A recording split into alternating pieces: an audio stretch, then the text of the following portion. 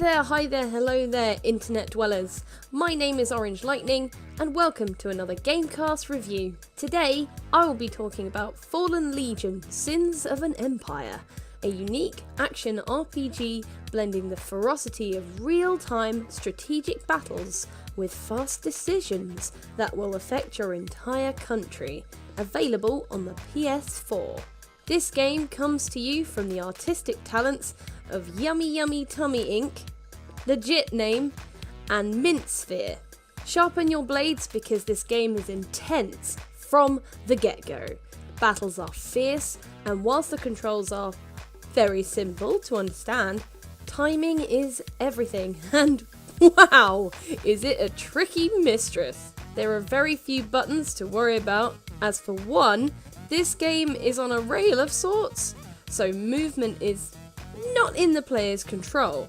Instead, you are inputting button commands using X, square, circle and triangle to attack with your party and racking up a nice combo score. It is very reminiscent of movesets in standard fighting games like Street Fighter and Tekken, but what is really interesting here is each button represents one member of your party. If you're a masher of one button, for example, you will come unstuck, as each character has a limited amount of hits before they are forced into a slight cooldown, so you will need to mix and match who you throw in and where. Not to mention each character will specialise in certain things, such as your tanks and your range, so you are going to need to muddle them up a bit to get the best out of your strategies.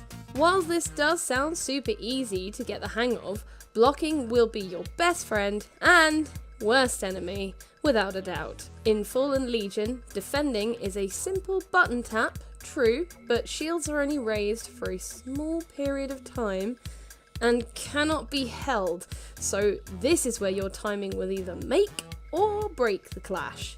When you pull off a perfect block, you feel like a king, as the enemy is defenseless for you to rain down the damage, even reflecting shots from archers and mages back into their faces like a delicious cream pie.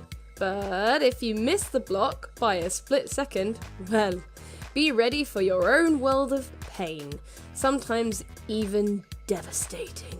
It takes practice for sure to master this, and patience to learn the tells of each opponent for when they are going to attack to time that perfect block.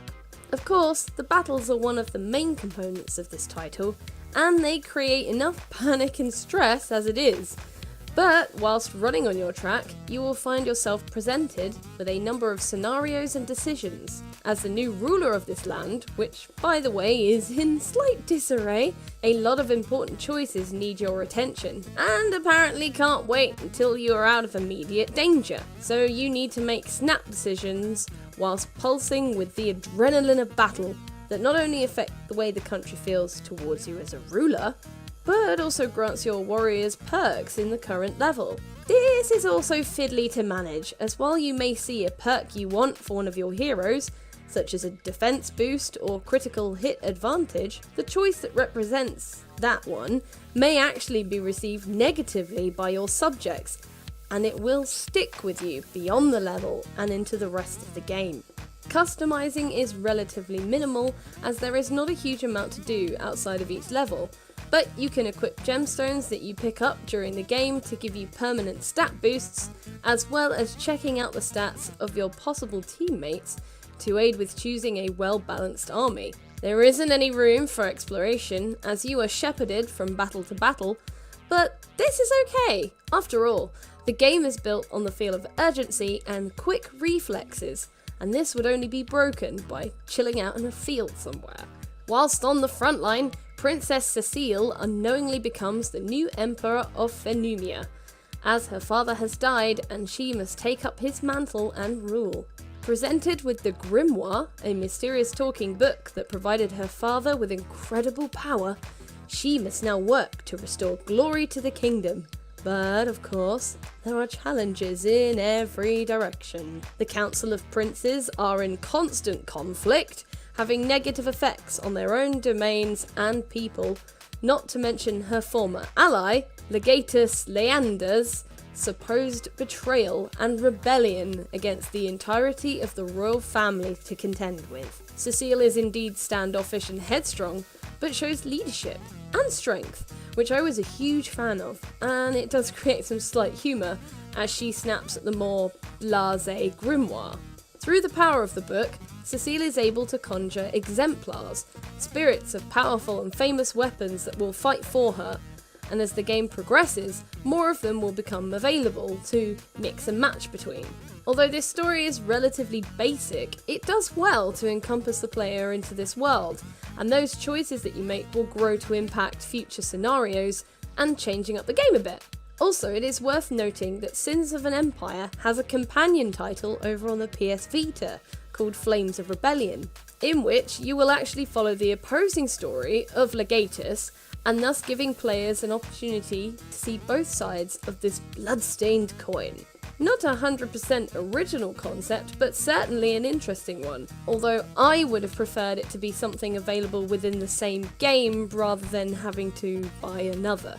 I was immediately attracted to the look of this game, and I was not disappointed. It is beautiful in every sense of the word, the 2D art style is absolutely stunning, and battles are ferocious and explosive to behold. Character designs are very detailed and vibrant, and while a number of enemies do have similar appearances, with a few minor changes and palette swaps, they too have a lot of depth, down to every last inch. Particularly the monsters and bosses showing off some gorgeous scale designs. When making your panic decisions as well, the choices are reflected by a number of different card designs, which are a great complement to the medieval fantasy feel, and look much like tarot cards. From my time with the game, I had little issues. Loading times were standard and always gave you tidbits to read about the lore of the land, and I did not experience any freezes or crashes, so thumbs up in my book. Everything was very responsive. I could say too responsive, but that was probably just my desperate button pressing and general failure. The soundtrack is strong and dramatic, subtly pushing up the levels of tension in each fight, and sword clashes sound very satisfying. There is a little voice acting in a couple of cutscenes, mainly just Cecille having some minor inner monologues, which do seem a little forced, but I understand this is to create mystery and emotion for the player. Personally, I think it would be better with no voices rather than a couple of random bits, but it's definitely not a game changer or anything. Is it fun though? Of course! Although for me, this was also steeped in frustration. The difficulty ramp is steeper the more you climb, and eventually it becomes very obvious that button mashing will not save you anymore, and it is time to really concentrate on strategy and timing over brute force. Not my strongest suit. In this transition, I did get stuck, once or twice, naturally, and death was no longer a stranger, but when I zeroed in on the battles and began to really try hard, it felt really good to win. Like I've been holding my breath for about 5 minutes. Levels can go by super fast, and it's easy to sink a few hours into the game without even realising it, especially with those evil restarts. No saves or continues in these maps, guys. You die, it is back to the start of the level with you. It is worth noting as well that while I was too scared to give it a go, there is a one life mode for the game as well. So if you are hard as nails and can handle it, you can bash through the whole thing without dying to unlock a trophy, and I believe the true ending boss battle. To end then, I like this game. It is certainly interesting and very intense. Thrill ride box? Tick. Although this does dampen a little as you progress, but with the speed of levels, it is easy to pick up and dive right back in. I wouldn't recommend long playthroughs as it can get tiring, frustrating, and a bit repetitive, but I did enjoy my time with it. So I am going to award Fallen Legion Sins of an Empire a worth a buy score. It is creative in what it strives to do, and a fun experience, if stressful, from time to time. I'm a tad salty I missed the offer to pick up both games for the price of one at pre-order, but hey ho, thank you so much for tuning in, and I hope you enjoyed this review of Fallen Legion Sins of an Empire. If you want to see more from us here at GameCast, please like and subscribe, and keep watching for more awesome gaming content. If you want to see more from me, You can find me over on the YouTube channel OrangeLightning Playzone and all other social spaces I frequent, along with my shiny new Twitch channel as well. So take care for now. Bye!